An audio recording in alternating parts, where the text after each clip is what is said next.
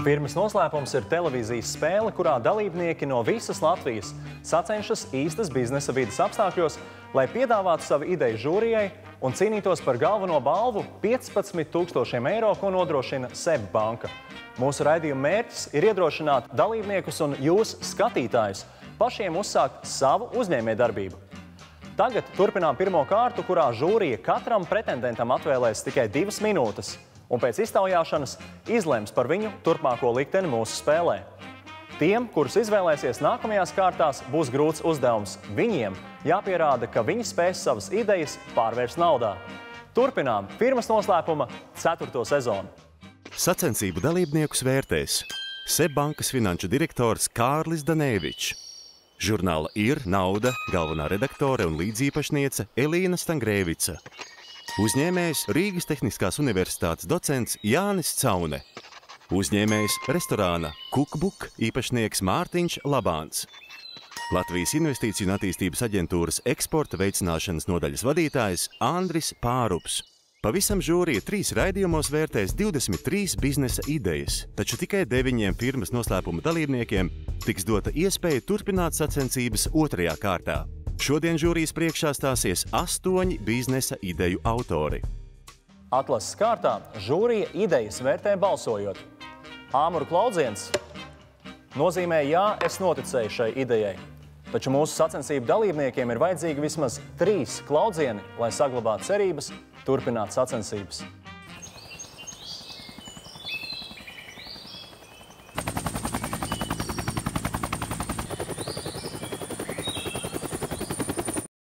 Sveiks, Kasper. Sveiks, Gati. Kapu kultūra ieņem nozīmīgu lomu latviešu dzīvē, bet biznesa? Es uz šo raugos nevis kā uz biznesu. Vismaz sākumā tas noteikti nedzima kā biznesa ideja. Tā bija kādu brīdi lolota ideja, kur izriet no manām vēstures un arheoloģijas studijām. Vai ar ideju vienu un studijām pietiks, to rādīs žūrija, tev jādodas pie viņiem caur liftu uz augšu un vēl veiksmi. Paldies. Teikt, ka idejā nav biznesa, varbūt ir drusku pārāk, redzēsim, kā to vērtēs žūrija. Kaspars Spunde ir studējis vēsturi, tomēr vēlāk par savu darbības jomu izvēlējies reklāmu un mārketingu. Kasparam ir arī savs neliels uzņēmums, kas nodarbojas ar reklāmu un dizainu. Firmas noslēpumā viņš piedalās ar ideju, kas saistīta ar abedīšanu. Un šī ir mana biznesa ideja. Ekoloģisks, 100% no dabīgiem materiāliem darināts klūgu šķirsts. Šeit ir klūgas, lina audums tapsējumam, koka pamatne. Varētu teikt, ka tas tāds eko zārks. Par ideju. Man šķiet, ka katrai idejai ir vajadzīgs laiks un vieta. Un tikai tad pie šiem nosacījumiem šī ideja var tapt realizēta. Par laiku.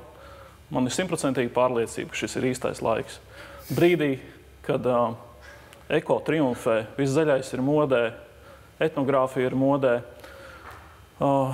es ticu, ka tā prāta augsne ir sagatavota pietiekami labi, lai šis produkts varētu arī sekmīgi aiziet tirgū. Par vietu ir vēl lielāka pārliecība. Kur gan citur vēl, ja ne Latvijā, kur kapu kultūra ir uz tāda plaukuma, es vienlaikus ticu, ka šim produktam ir panākuma iespējas arī eksporta tirgos. Skandināvijā, Baltijas valstīs. Mentalitāte mums ir salīdzinoši līdzīga, un arī tur klūgu pinumi ir lielā cieņā. Par moto esmu izvēlējies tādu nelielu sauklu devīzi, ka dzīve nav gludi ēvelēts dēlis, līdzīgi kā klūgu pinums, tas met līkločus. Vai jūs varētu lūdzu viņu attaisīt vaļā mums parādīt? Jā, protams. Kas ir tie vārdi veikalā izvēloties zārku, ar kuriem pārliecinātu klientu, ka šis zārks tomēr būtu piemērotāks nekā klasisks zārks un kā ar tradīcijām, vai cilvēki izvēlētos šādu zārku? Ja runājam par to skumjo bēdu brīdi, tad es domāju, ka līdz manim nonāks cilvēki jau, kuri būs izlēmuši, ka viņi vēlas tieši šādu šķirstu savam dārgajam aizgājējiem. Tāpēc ar pārliecināšanu man tajā brīdī vairs nevajadzēs nodarboties. Drīzāk mans pārliecināšanas darbs ir tāds tā kā iepriekš. Respektīvi, mēs vēl dzīve esošie, mums vajadzētu pašiem izvēlēties savus mūžu mājas, jā teikt, laicīgi. Ja godīgi tajā es nesaskatu neko tādu absolūti pārdabisku un brīnumainu. Ir cilvēki, kuriem ir paniskas bailes no nāves, kuri nevēlas un baidās domāt par šo pēdējo brīdi, bet tajā pašā laikā ir cilvēki, kuri visnotaļ normāli, dabiski, kā piemēram es izturas pret šo te faktu. Pavisam nesen tikos ar potenciālo sadarbības partneri, nīderlandiešu, un viņš teica, ka viņš ir gatavs ierakstīt testamentā, lai viņu apbedītu tieši šādā pītā šķirstā. Tu tā kā mēģini norādīt uz to, ka tas pats aizgājējs varētu to izvēlēties. To es apšaubu. Kas varētu būt tas pircējs reāli? Tikpat labi tie varētu būt, protams, aizgājēji rādi, kā tas parasti notiek. Cilvēki, kuri ir pietiekami moderni domājoši, eko-zaļi. Tajā sāpju brīdī viņam droši vien galva pilna ar citām lietām. Viņi droši vien par šito nedomās un Googlā nesēdēs un tevi nemeklēs. Kā līdz viņam tiks? Ir divi produktu virzības modeļi. Tātad tas ir business to business, kad notiek sadarbība ar apbedīšanas birojiem. Tiesa, pirmajā stadijā es laikam šo ceļu visticamāk neiešu, jo tas paredz papildus produktu sadārzinājumu. Man šobrīd ir jāiegūst auditoriju un kaut kādi pirmie case apbedīšanas. Attiecīgi to ir vienkāršāk izdarīt, ja notiek sazināšanās nepastarpināti tieši ar mani. Vai tev ir vēl kāda informācija, kas tev ļautu spriest, ka šie zārki būs pieprasīti? Es jums nevaru 100% apgalvot, ka man viņus izķers tā kā karstas pīrādziņus, taču spriežot pēc tā, kā sociālos tīklos aizgāja informācija par šādu šķirsta produktu parādīšanos tirgu, un tie bija veseli 30,000 kontaktu. Man liekas, ka viņam ir savs pircējs, savu auditoriju. Atbildot uz kolēģi jautājumu, Latvijā mēnesī aizsaulē aiziet ap 2400 cilvēku. Šobrīd sākuma stadijā, kad projekts faktiski ir tādā pilota stadijā, es pretendēju tikai un vienīgi uz 4 šķirstiem mēnesī. Tā ir 1/6 daļa no visa aizgājēja apjoma. Cik jūs varat saražot šodien? Kas ir tas optimālais ražošanas līmenis nākotnē? Un kur jūs apstājaties, kur jūs vairs nevarat augt mūsu tirgu? Konkrēti šis te prototips pirmais mums tapa apmēram 4 nedēļas. Nākamais taps noteikti ātrāk. Šobrīd lēšam tas varētu būt 2 nedēļas apmēram.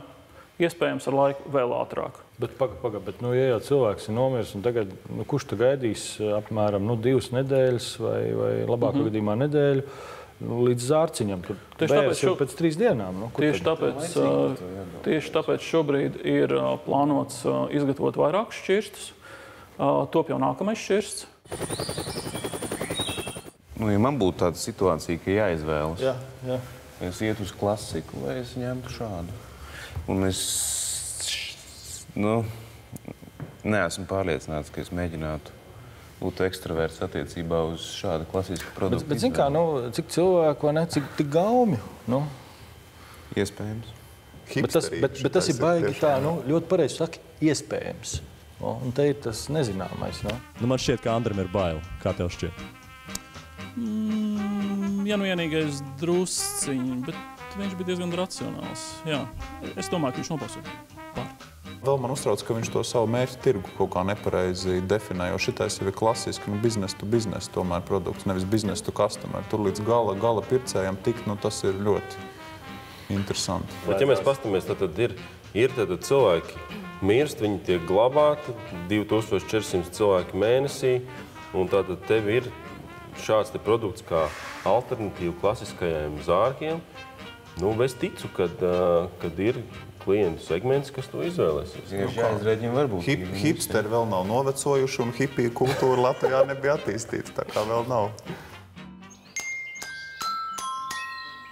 Man grūti pieņemt lēmumu, bet es šoreiz nobalsošu. Es gribu dot iespēju Kasparam redzēt pēc mēneša, ko viņš piedāvās kā biznesa attīstību. Par Kaspara ideju nobalso arī Jānis un Mārtiņš. Viņš iegūst 3 žūrijas balsis. Katrā ziņā pagaidām tu saglabā cerības. Šis balsojums liek mums domāt, ka izdosies tikt nākamajā kārtā, vai tās cerības piepildīsimies, to mēs redzēsim jau 3. raidījuma beigās. Paldies tev, lai veicas! Varbūt tas bija nedaudz kā protests, ka es jūtu, ka pārējiem ir liela sajūsma, un es pats īsti nesaredzu, ka tur ir pārdomāts biznesa koncepts un ka tas ir kaut kas, kas tiešām aiziet kā biznesa. Varbūt tās gadā tiešām tāda 3, 4, 5 tiek Latvijā nopirkti, bet tādu plašu biznesu tur bija grūti saskatīt. Cilvēki bieži nesaskata atšķirības starp biznesa ideju un vienkārši ideju, novērojas Kārlis. Kādam var būt ideja, piemēram, par ūdeņraža mašīnu, bet vai viņš to realizēs kā biznesu? Izgudrotāji paši ļoti reti spēj komercializēt idejas. Tādēļ ir vērts piesaistīt partneri ar uzņēmēju ķērienu. Pēc reklāmas pauzes skatieties. Nebalsojam visi. Esmu iemācījies visas olas nelikt vienā groziņā. Kas tur ir interesanti?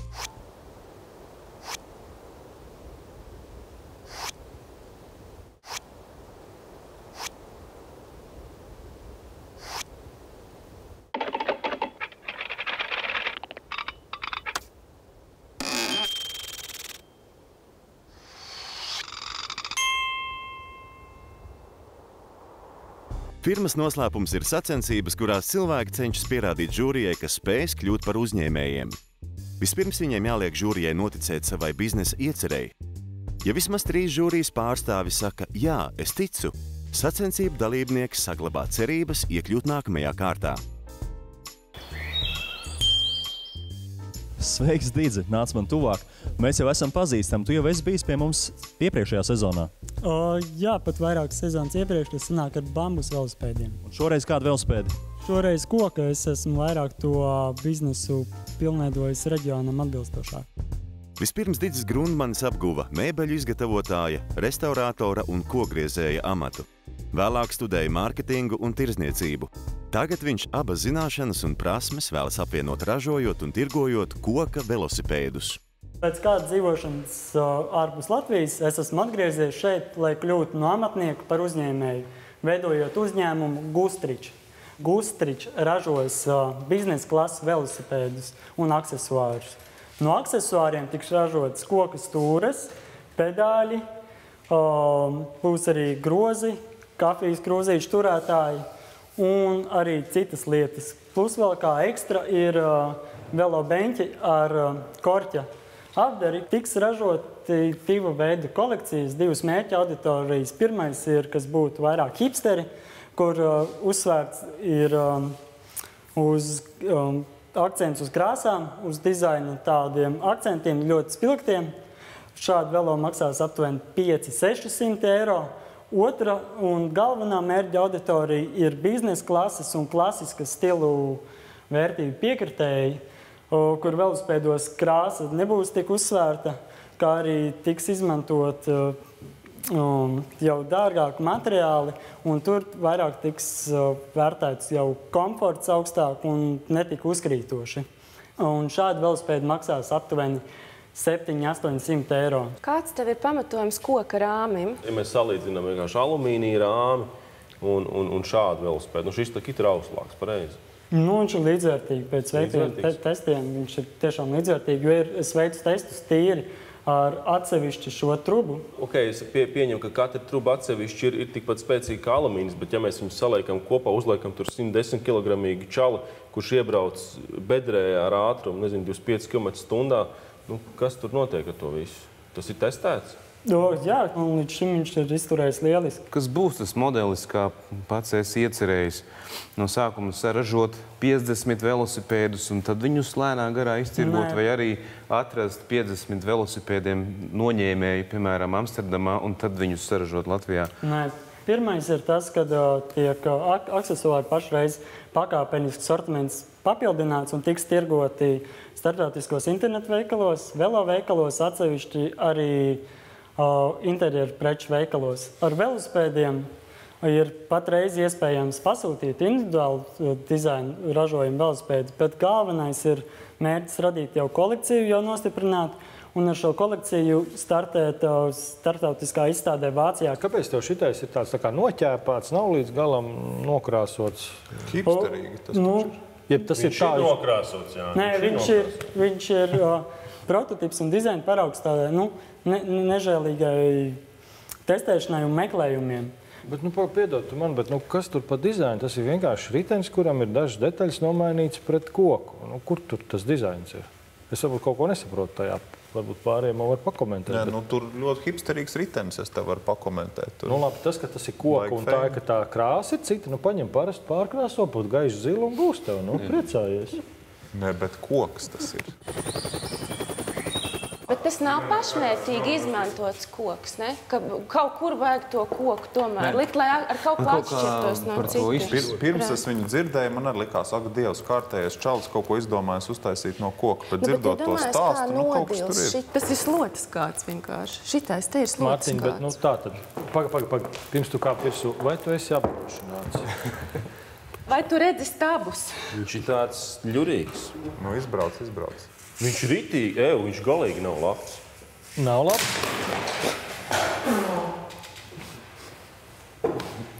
Tātad, vai tu esi apdrošināts? Atkārtošu jautājumu. Paskat, kas notika tajā brīdī?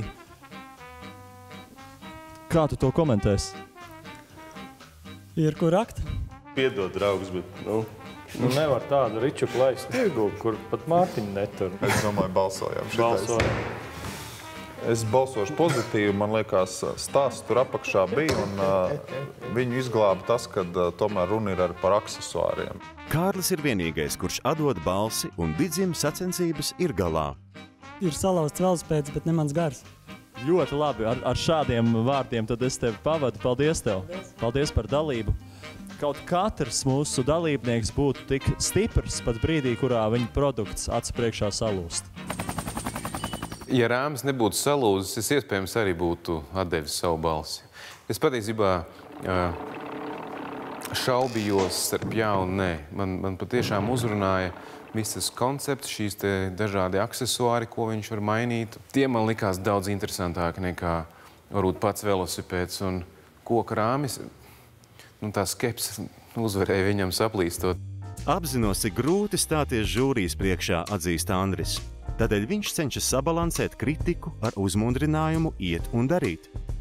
Tomēr galvenais žūrijas uzdevums ir atvieglot sacensību dalībnieku pirmos soļus uzņēmējdarbībā, uzdot jautājumus, uz kuriem viņiem āgri vai vēl būs jāatbild pašiem sev.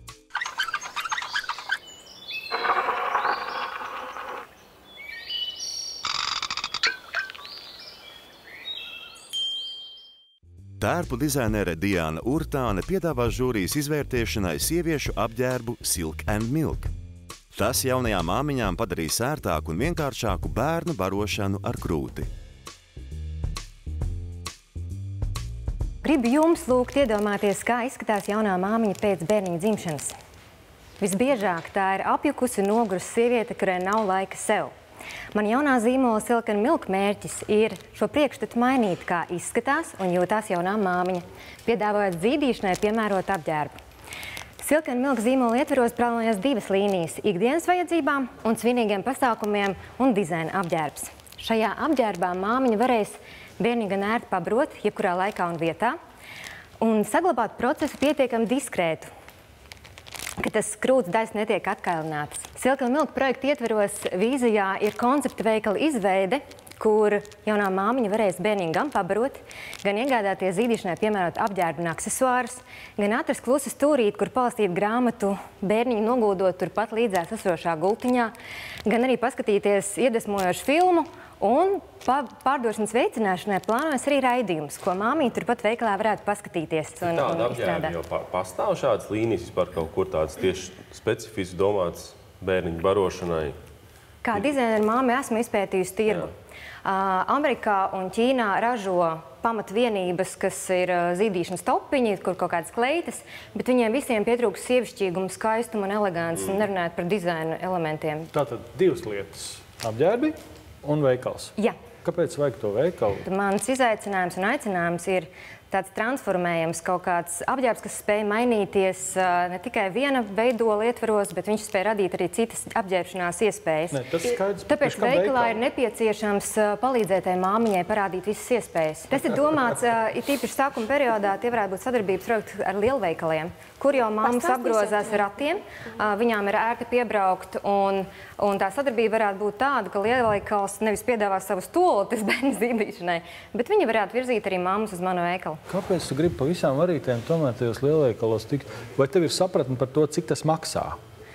Kā es minēju, biznesa plāns šobrīd ir tapšanas stadijā. Pagaidām tādos pilnīgi ciparos es nemācēšu atbildēt, cik tas maksā. Tā problēma ir pat baigi neiedziļinoties.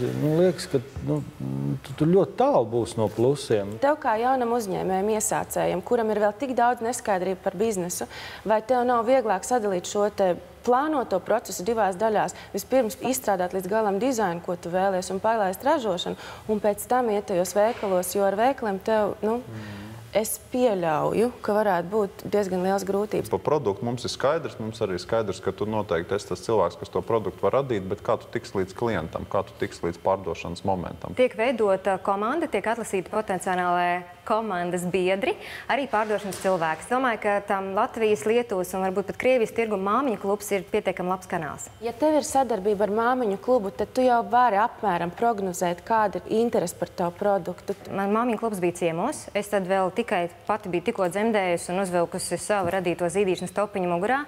Un pēc viena raidījuma, kurā es necentos reklamēt šo produktu, man intensīvi Facebookā meklēja māmas, interesējās, kur var iegādāties un kā viņas var pasūtīt. Viņas brauca ciemos pie manis. Mēs viņām darinājām topiņus, piesaistīju pat šuvējas, kas saražos kaut kādus. Līdz ar to guvu arī pieredzi un viņu atsauksmes par to funkcionalitāti. Es balsošu pozitīvi, man liekas, stāsts tur apakšā bija.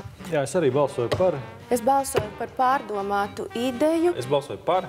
Es arī balsošu par. Brīnišķīgi. Apsveicu. Super, super, super. Kolosāli. Tā meitene, viņa bija tāda, kas noteikti to izdarīs. Tas būtu punkts 1 un punkts 2 produkts. Lai arī es neesmu potenciālā un arī esošā jaunā māmiņa, man grūti spriest par to lietošanu. Bet es domāju, ka, tā kā man ir bērni, es to varu novērtēt, ka tam viennozīmīgi tam produktam ir pielietojums. Viens no galvenajiem šķēršļiem biznesa idejas īstenošanai ir paša idejas autora neticības savai idejai, atzīst Jānis. Tādēļ viņš iesaka uzrakstīt idejas īstenošanas laika grafiku. Atkarībā no grafika izpildes precizitātes iegūsiet atbildi, vai tiešām ticat savai idejai un vai to ir vērts īstenot.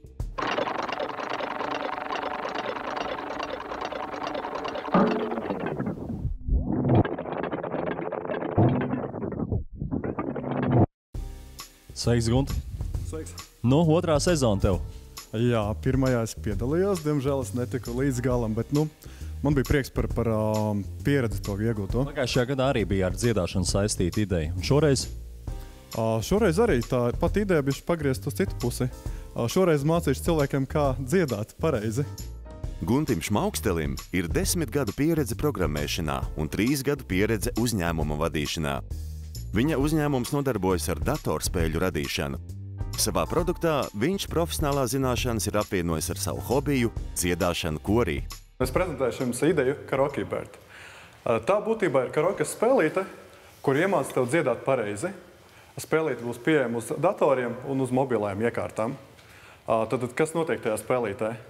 Atturot spēli ir sirsniņas, tādas maziņas izklāstas pa visu ekrānu melodijas formā. Un tev ir putniņš, kas ar to putniņu salastās sirsniņas. Un putniņu tu vari kontrolēt ar balsi. Dziedot augstāk, putniņš lido augstāk, dziedot zemāk, zemāk. Un jo vairāk tās sirsniņas salasi, jo precīzāk tu būtībā dziedi. Un, lai es vairāk to ideju saprastu, es aicinātu žūriju piecelties no saviem krēsliem un nākt klāt pie manis uz paraugu demonstrējumu. Nā, nā, nā, nā, nā. Respektīvi pārvietojas augšā zemā, atkarībā no balss. Un šeit ir sirsniņas, kas jāslasa, kas principā ir tās nots. Tad div, div, div, div, div, dujiņas gaisā skrēja, abas skrēja, dudodam. Abas skrēj, dodam. Iedod man arī pamēģināt, tas ir interesanti, ja? Kas tas ir pa gabalu? Citu dziesmu uzlieciet viņam. Uh, Vai viņš nezinātu, kura dziesma? Sākumā varētu šo, tad pēc tam uzreiz ķersimies. Divu duiņas, ja? Jā. Tad pamēģini, kur tu esi tagad, un tiklīdz tu esi gatavs, tad spied uz... Aiziet. Tas gatavs, jā? Sāc divu. Divu duiņas gaisā skrēja, abas skrēja, Īstā ļoti... Balss ir ļoti laba, tur tikai tas tempiņš. Kur ir tā spēles interese? Tur ir divas mērķa auditorijas. Viena viņas tā kā spēles, kur tu vari sacensties, jo galā tev beigās ir punkti, cik daudz tas savāds. Un otrs ir tas mācīšanās efekts. Jo, piemēram, iedodot bērnam nošu sistēmu, kur ir tā kā 5 līnijas, viņam tas nav interesanti dziedāt. Bet tiklīdz viņš dzied šo, tev ir putniņš, kas lido, tu kaut ko lasi, tas uzreiz rada tādu... Ja nodzied ļoti perfekti, tad iegūst vairāk punktus nekā, ja nodzied slikti? Vai kā tas ir? Tā ekonomika projektā, viņi ir viens pirkums, vai viņi ir tā kā uz abonēšanas maksas par katru jaunu dziesmu vēl 50 eiro centi? Vai... Sākumā viss ir pavelti, kaut kāds limitēts lietu skaits. Un tad tu vari reģistrēties, ka maksājošs lietotājs maksā noteiktu likmi mēnesī vai gadā, un tad tev ir pieejams tā kā vairāk dziesmas, vairāk reižu tu vari nodziedāt tam līdzīgi. Cik jābūt pirkumiem, lai izietu pa nulēm sākotnēji? 1000 gada maksas pirkumi. Man liekas, par šitiem somu Angry Birds niknajiem putniem arī tā kā sākumā smējās un smaidīja, un 10 gadus atpakaļ neviens neticētu, ka tas var somu puišus uztaisīt pa miljonāriem, bet hei, viņiem kādi 400 miljoni tur ieripoja. Tā kā šitādām lietām, ja viņas pareizi virza un pareizi attīsta, droši vien tur niši ir. Es atklāti sakot neticu šai idejai, es neticu šim te produktam. Man ir muzikālā izglītība, tāpēc es uzreiz varu pateikt. Tā bija diezgan neprecīza programma. Tur, kur bija jāiet notīm uz augšu, uz leju, viņam gāja, turpinājās. Un ja mēs salīdzinām ar Angry Birdiem, Angry Birds, tur bija milzīgs darbs, ko puikas izdarīja, lai katru no tiem tēliem attīstītu. Viņi testēja tos tēlus. Bet iesākumā bija primitīvi putni. Beidziet, būsim reāli. Ja tad 10 gadus atpakaļ stāvētu tie somu puiši un mums prezentētu Angry Birds, mēs taču viņus izbalsot ārā uzreiz. Es noteikti balsoju par. Man liekas, ka ideja ir simpātiska un latviešu tauta vienmēr ir bijusi dziedātāja tauta, tā kā interesanti. Es balsoju pret tieši tāpēc, ka mēs esam dziedātāja tauta un mēs atkodīsim vājas mūzikas apmācību programmas ļoti, ļoti ātri. Es arī nebalsoju par, bet nedēļu tā, ka tur kurš ir vai nav dziedātāja tautas, vienkārši neredz, ka tur ir nauda. Tas ir viss.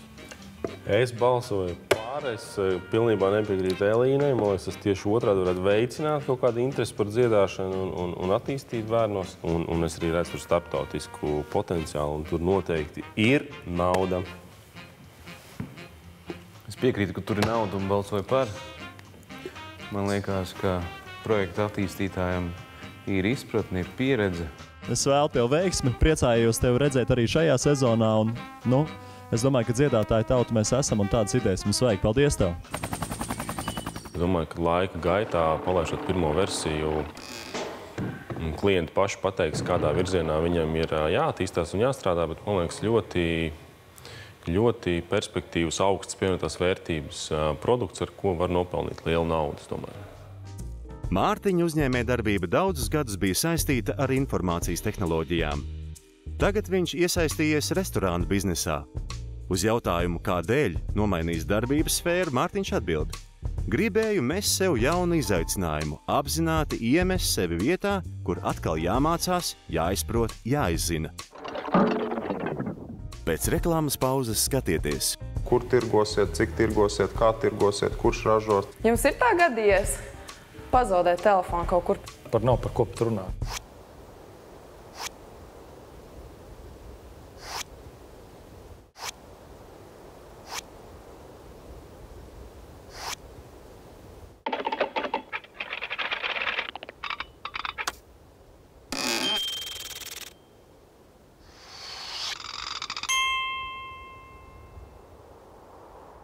Sacensību firmas noslēpums dalībnieki cenšas pārliecināt žūriju, ka spēs kļūt par uzņēmējiem.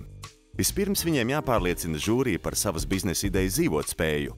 Ja 3 no 5 žūrijas pārstāvjiem atdod savas balsis par ideju, dalībniekiem ir cerība iekļūt nākamajā kārtā. Pedagogs Arnalds Ziemelis savai biznesa idejai devis nosaukumu Kustīgais koks. Viņš vēlas pelnīt naudu, attīstot bērnos kokapstrādes prasmes un radošo domāšanu. Ideja ir koka automodeļu sacensību organizēšana un nodrošināšana. Šeit jūs redzat ļoti dažādus automodelīšus, kurus ir iespēja bērniem, jauniešiem izgatavot saviem spēkiem un piedalīties ar tiem sacensībās.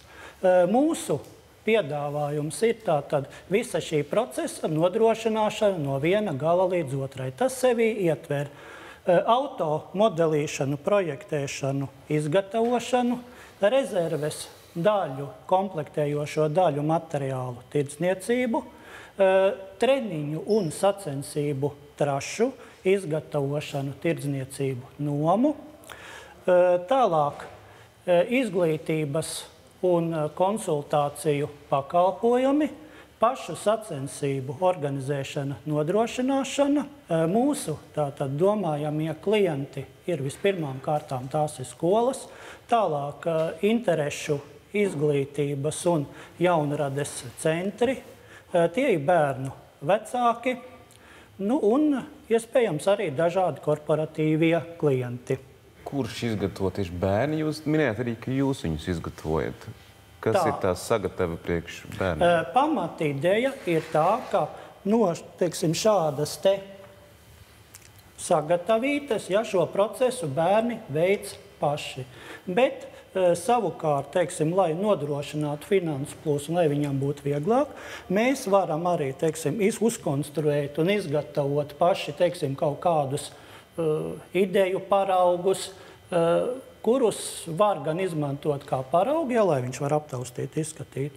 Un tālāk, kurus arī var tirgot kā suvenīrus, kā rotaļlietas. Tas bērns ņems to klucīt un zāģēs tur un ēvelēs to mašīnīti ārā? Vai būs arī viņam visi instrumenti līdzi, te kaut kāds komplekts? Jā, mums ir arī šis te vieta izglītības centrs, kur bērns atnāk, ja tā tad ir notarbība, kur viņam iespēja no šī te klucīša pieredzējuši pedagoga vadībā, ja tā tad šo te procesu iziet no A līdz Z.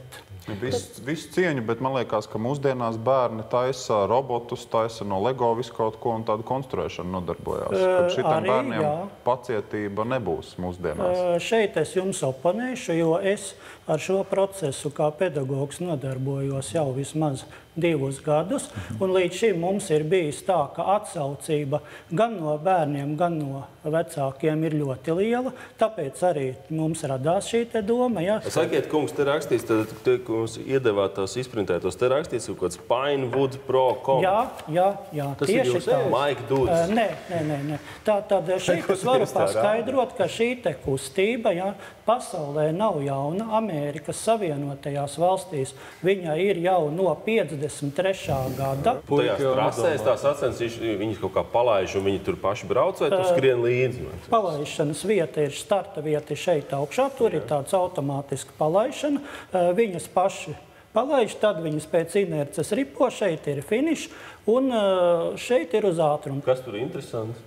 Interesanti sacensība. Par naudu. Cik cilvēki, kur ražo, cik maksā, par cik pārdod, īrē sacensības, dalības maksas vai nu? Šis klucītis varētu būt sākot ar kaut kādiem 70 eiro centiem. Ja, pašizmaksa vai tā ir pārdošanas cena? Tā ir pārdošanas cena. Pašizmaksa viņam. Cik tad jums tā klucīši jāpārdod, lai jūs savu algu samaksātu? Es savu algu nepelnu tikai ar klucīšu pārdošanu. Es savu algu pelnu ar visu šo te procesu. Ja runājām konkrēti par naudas plūsmu, ja, tad, kur ir tāda jau nopietnāka summa, ir šī te sacensību treniņu trašu izgatavošana, ja, jo tur tomēr ir diezgan liela pievienotā vērtība, un sākot, kaut kāda vienkāršāka trase, orientējoši varētu būt no 300 eiro. Dārgie draugi, paskatāmies uz Ziemeļvalstīm, ko dara bērni pēc skolas Ziemeļvalstīs. Iet uz tehnoloģiju pulciņiem, taisa visādas tur elektroniskas mašīnas, robotus tur lodē un tā tālāk. Un pēc tam tad nāk ārā Ericssons, Nokia un visādas citādas kompānijas. Jā, bet man ir draudzene, Vai mums no šitā nāks ārā Ericssons, Man ir draudzene, kas no kamoliņiem darina putniņus savai mazajai meitai tieši ar ideju, ka caur to tas bērns tātad saņem māksliniecisko domāšanu. Viņš pats ar savām rociņām kaut ko mēģina darīt. Viņš nesaņem elektronisku produktu. Tas ir interesanti. Tev var būt tās 15 minūtes taisot un 30 sekundes nobrauc. To vienu pēcpusdienu viņam būs interesanti. Nu, pēc tam. Kur biznesa pēc tam? Es balsoju par ideju dažādību, par to, ka katrs bērns var būt dažāds. Es esmu par pasaules dažādību. Par Arnolda ideju sev balsi atdod tikai Elīna, un viņam sacensības ir beigušās. Tiešām žēl, ka neguva atbalstu no žūrijas, bet jebkurā gadījumā šo procesu mēs turpinām. Ne visiem interesē vadiņi, robotika un tā tālāk, jo īpaši tām ģimenēm un tiem bērniem, kuri grib attīstīt bērnos māksliniecisko domāšanu, es domāju, šāda te mašīnīšu konstruēšana ārpus ģimenes, tātad tuvāk skolām, tuvāk interešu centriem, es domāju, bērniem patiktu, ir interesanti. Elīna firmas noslēpuma dalībniekiem novēl būt spītīgiem un censties realizēt savas idejas arī tad, ja žūrija tām netic. Tomēr jābūt arī pragmatiskiem un paškritiskiem. Reizēm ir labāk atteikties no idejas, tādējādi lieki neiztērējot naudu. Bieži vien atteikšanās no ieceres ir spēka, nevis vājuma izpausme.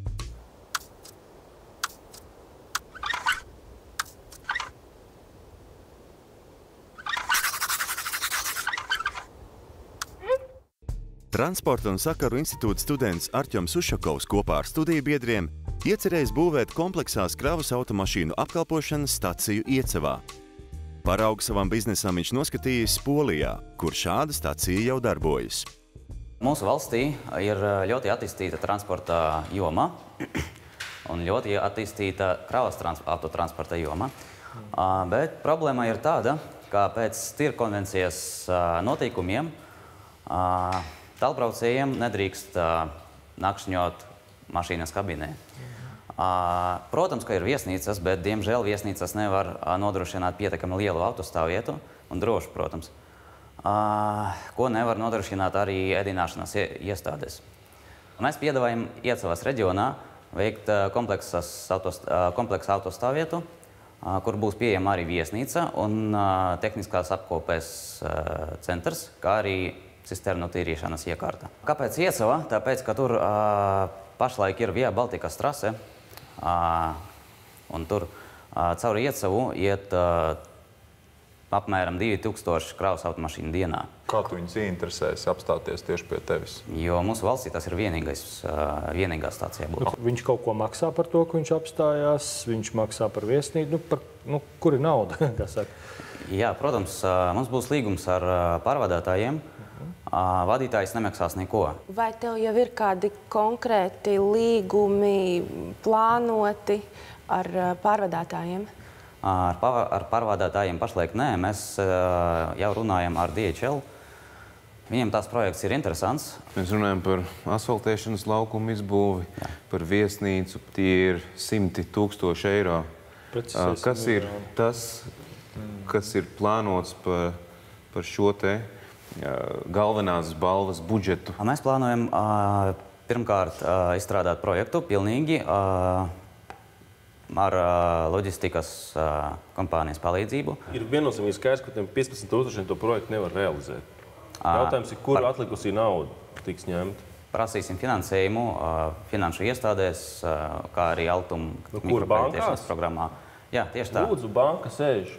Prasiet. Ja pavisam nopietni, tātad pamato savu to biznesa case. Reāli tā lieta tā nedarbojās, jo šitā ir kapitāla intensīva nozare, un faktiski, lai tu sāktu, tev jau jābūt ir lielam kapitāla apjomam. Jā, protams. Un, teiksim, ko mēs gribam ar šo raidījumu panākt? Mēs gribam ar tiem 15 000 kaut kādu pozitīvu impulsu kādam biznesā. Tavā situācijā tas būs 1, varbūt 2% no kopējām projektu izmaksām. Līdz ar to tas impulss pozitīvais jau nekāds nesanāk.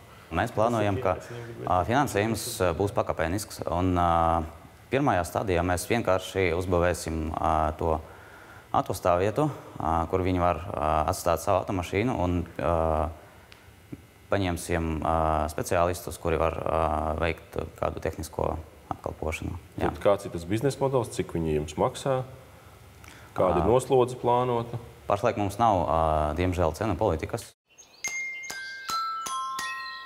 Jā, es atturēšos balsot pozitīvi. Man liekas, ka šis ir klasiski tas bizness, ko nevar zaļā pļavā uztaisīt jaundibināts uzņēmums. Es domāju līdzīgi, ka tas ir kā studentiem Latvijā sākt būvēt ostu. Es nedošu savu kurā nav valsti. jūra. Nē, es arī nebalsoju. Nebalsojam visi. Es arī atturos. Es arī laikam atturēšos. Diemžēl finansējums būs jārod citur, bet es priecājos par to, ka viens tāds jauns cilvēks kopā ar savu komandu ir apņēmies darīt ko tik lielu, un lai jums izdodas. Lai veiktu tik ļoti lielu projektu, noteikti ir jābūt priekšzināšanām, vai vismaz kādam cilvēkam komandā, kuram ir zināšanas šajā jomā, kas var palīdzēt ar padomiem. Viens no variantiem būtu investoru meklēšana, kas nāk komandā ar zināšanām un kapitālu un palīdz puišiem izaugt strauji un ātri.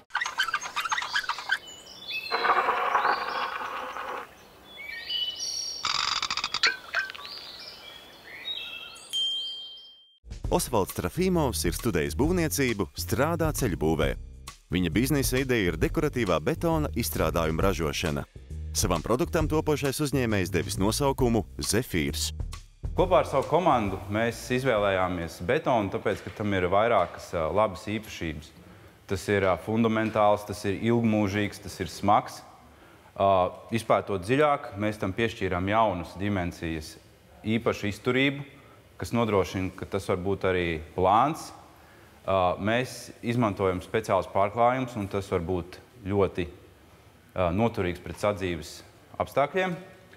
Tā mūsu galvenā doma ir ražot sēriju veidā dažādas reliefas flīzes, sienu paneļus, apdares materiālus un pēc pasūtījuma interjera daļas, kā piemēram galda virsmas, virtuves virsmas, bāra letes.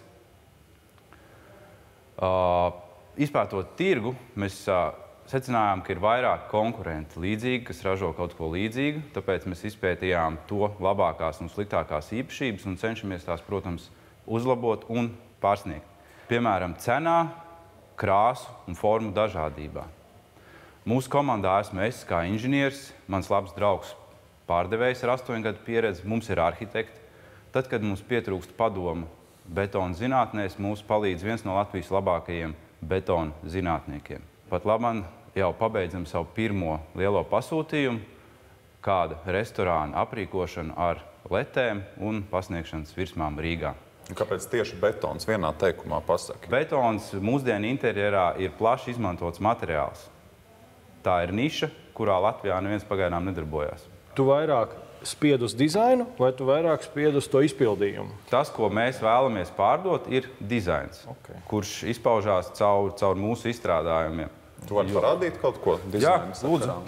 Jūsu klients ir, piemēram, restorāna kā gala noņēmēji šīs produkcijas, vai tie ir arhitektu biroji, kas savukārt restorāni, privātie pasūtītāji, tie ir tā gala noņēmējs. Mūsu mērķis ir, mūsu tirdzniecības kanāls ir arhitekti, dizaineri, interjeri dizaineri, arhitekti, dizaineri. Tie ir tie, ar ko mēs vēlamies sastrādāt. Vispār viņš ir foršs, viņš ir tāds plastisks un patīkams, bet viņš pilnīgi kā mākslīgais akmens. Ar ko viņš atšķirās? Mūsu noslēpums ir īpašs recepts, īpašs sastāvs. Patentēta? Nav patentēta.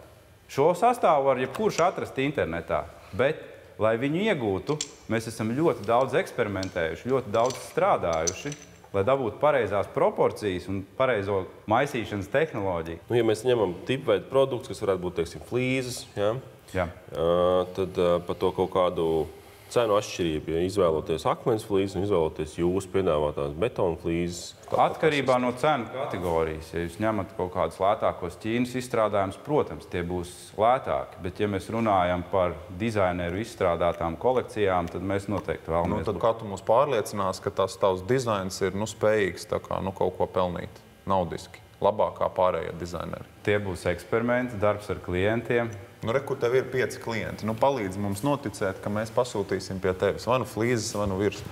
Iespējams, mūsu izstrādātais koncepts, tas, ko mēs uzzīmēsim, tas būs tuvs jums. Iespējams, ka sadarbojoties ar jums vai jūsu dizaineru, mēs spēsim atrast tās lietas, kas jūs uzrunās. Darbojoties tālāk, mūsu nākamais solis ir šīs te sienas apdares flīzes, varbūt arī grīdas flīzes, un jaunums, iespējams, ka tas ir jaunums, betona parkets. Paldies tev! Paldies jums! Vislabāk! Čalis sakarīgs, materiāls arī foršs. Es tikai nesapratu, nu, kur tas selling points. Bet dizains, nu, tāda ēteriska lieta. Tāpat tās, kāds mums te varētu prezentēt, es te taisīšu aizskarus. Man būs unikāls dizains, visi no manis pirks. Nu, kā mēs to varam Es raugos uz ražošanu. Viņš taisīs smukas lietas.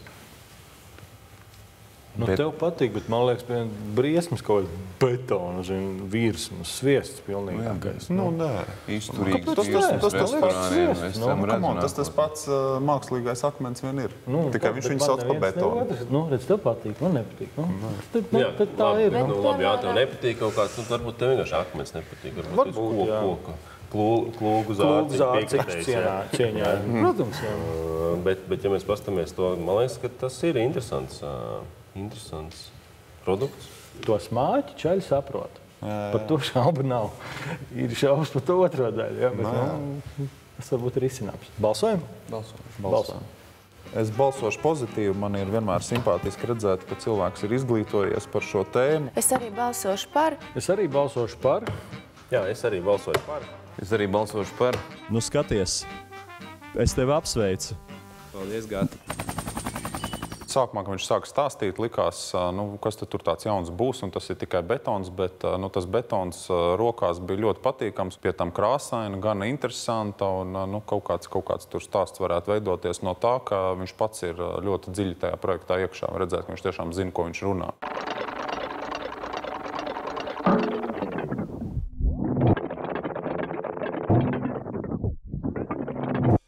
Biznesa augstskolas turība studentes Leldes Māliņas biznesa ideja ir inovatīvu aksesuāru sistēma, kas sargās mūsu mobilos telefonus, makus un citas personīgās mantas. Kur mans telefons? Jums ir tā gadījies pazaudēt telefonu kaut kur pa ceļam? Nekad. Nekad. Ir. Man ne. Tad jūs mani saprotat. Mana ideja saucās Be Safe Accessories. Tie ir aksesuāri, kuri neļaus jums pazaudēt savas mantas, atrodoties ārpus mājas vai pasargās no kabatzagļiem. Aksesuāri izgatavoti no izturīgiem materiāliem, kuri nebūs uzlaužami un citiem pieejami. Tās būs somiņas, maciņi, aizslēgti ar īpašu atslēdziņu, kuriem pieeja būs tikai jums. Man liekas, īsti nesaprotu, ko no iPhones, ja? Kā tu palīdzies man viņu pasargāt? Tāpat kā jūsu zaļais vāciņš, būs arī izgatavots citādāks vāciņš, kurā ievietos jebkura izmēra telefonu. Piemēram, no sākuma būs iPhone'iem izgatavoti un pēc tam arī citiem telefoniem. Ieslēgsiet viņu tur. Viņam būs tāda kā ķēdīte vai trosīte, kura būs piestiprināma somiņā īpašajā vai ar īpašas detaļas palīdzību iestiprināt kabatā, kas jums būs pieejama. Tagad tas telefons sāk zvanīt, kas tad tur notiek visās tajās ķēdēs un atslēgās? Viņa būs ērta tā ķēde, un viņu varēs izvilkt, pielikt gan pie auss, gan priekšā turēt. Nu labi, tu to piesieni, to maciņu vai telefonu, to ķēdīti piesieni viņu pie sevis un tādā veidā pasargā viņu. Bet vai ir arī kaut kāds tas elements, ja man nozog bikses ar visu ķēdi un visu iPhone, tad tas bieži gadās. Kas gadās bieži? Tad arī tas zaglis nevarēs atslēgt to maciņu? To ķēdi viņu arī pieliek ar tās pašas atslēgas, ar to pašu atslēdziņu. Viņa nav tā vienkārši noņemama ārpus mājas, jo atslēga, ar kuru viņu pieslēdz, paliek mājās. Vai atslēga ir mehāniska vai elektroniska, uz magnētiem vai kā? Mehānismu. Bet mums atkal kaķis maisā, es kaut kā nesaprotu, ko tad mēs te...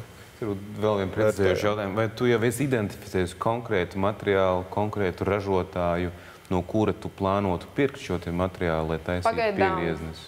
Pagaidām, lai izstrādātu prototipu un skaidru to priekšmetu, man ir juvelieris, ar kuru es strādāju un kurš man palīdzēs to izveidot. Principā mēs runājam par ķēdīti un atslēdziņi. Mēs nerunājam par maciņu. Ja? Mēs runājam... Arī maciņš ir pilnīgi visi aksesuāri. Kāds ir tavs mērķis?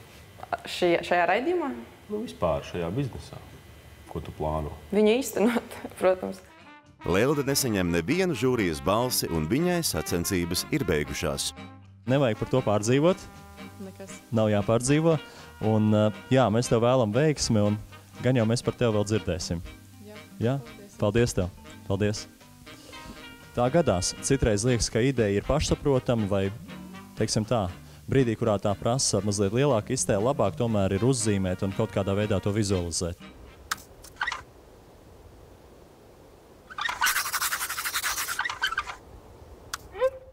Trīs vai vairāk žūrijas balsis šodien nopelnīja klūgu šķirstu darinātājs Kaspars Spunde, māmiņa apģērbu dizaina autore Diāna Urtāne, spēles kara Okabird izstrādātājs Guntis Šmaukstelis un dekoratīvā betona izstrādājuma ražotājs Osvalds Trafīmovs. Jau nākamajā raidījumā uzklausīsim vēl 7 biznesa idejas, un tad žūrija lems, kuri 9 sacensību dalībnieki turpinās cīņu par galveno balvu – 15 000 eiro, ko nodrošina SEB banka. Latvijas sabiedriskā mediju mājaslapā www.lsm.lv uzzināsiet informāciju par sacensību dalībniekiem, kā arī to, kas notiek mūsu raidījuma aizkadrā. Paldies, ka skatījāties! Tiekamies pēc nedēļas!